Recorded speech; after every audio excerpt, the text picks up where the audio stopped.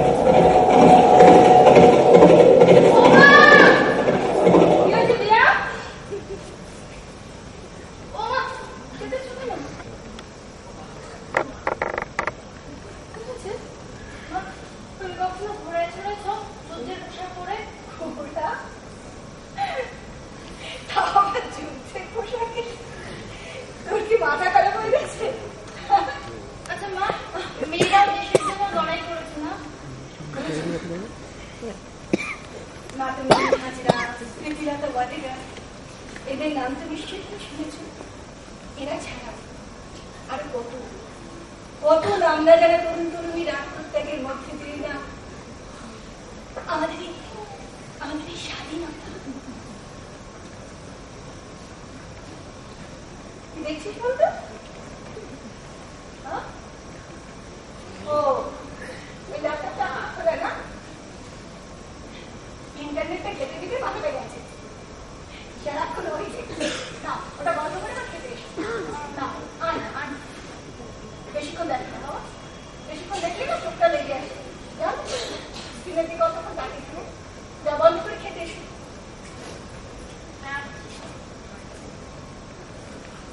আসছি না, এক্ষুনি এসো। হ্যাঁ এক্ষুনি আসছি।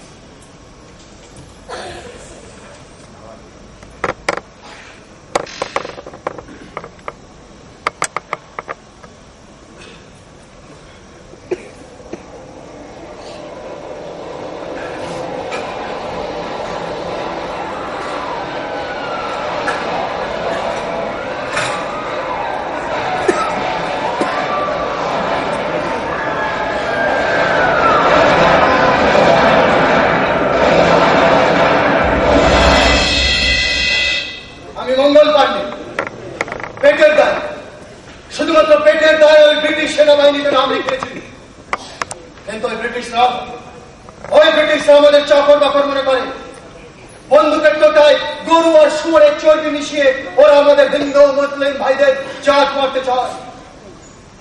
কিন্তু বন্ধুগণ ইংরেজরা জানে না যে আমরা ভারতবাসীরা কত ভয়ানক হতে পারি। তাই বলছি তোমরা ভয় পেও না, এগিয়ে চলো, মারো মারো।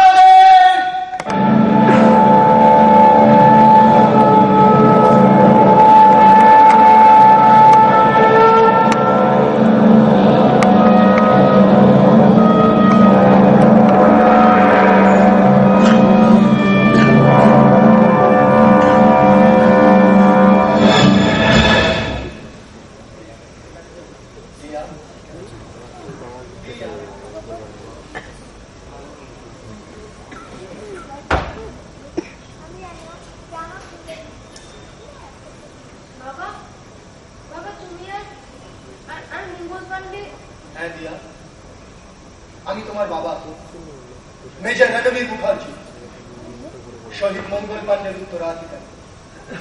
তাদের স্বপ্নের ভারতবর্ষকে বিদেশি শত্রু আর উগ্র সন্ত্রাসবাদের হাত থেকে রক্ষা করবার জন্য ভারতীয় সেনাবাহিনীতে নিয়োজিত এক সৈনিক। তুমি সেই স্বপ্নের ভারতবর্ষের একজন ভবিষ্যৎ নাগরিক। আচ্ছা বাবা, ইংরেজরা তো চলে গেছে, তাহলে আমাদের যুদ্ধ কার সঙ্গে? ওটাই তো বড় কঠিন প্রশ্ন রে মা। সেই সময়, সেই ব্রিটিশ আমলে শত্রুদেরকে সরাসরি চিহ্নিত করা যেত। তারা যদি আমাদের বুকে ছুরি বসাতে চাইত, তবে সেটা সামনে থেকে মারত। কিন্তু আজ তো শত্রুদের চেনা যায় না। আজ আমাদের ঘরে শত্রু, বাইরে শত্রু। আর দিনে দিনে উগ্র সন্ত্রাসবাদ দেশের মধ্যে এমন ভাবে মাথা চালা দিয়ে উঠছে, তাতে করে যে কোনো সময়, যে কোনো মুহূর্তে আমাদের প্রাণ যেতে পারে।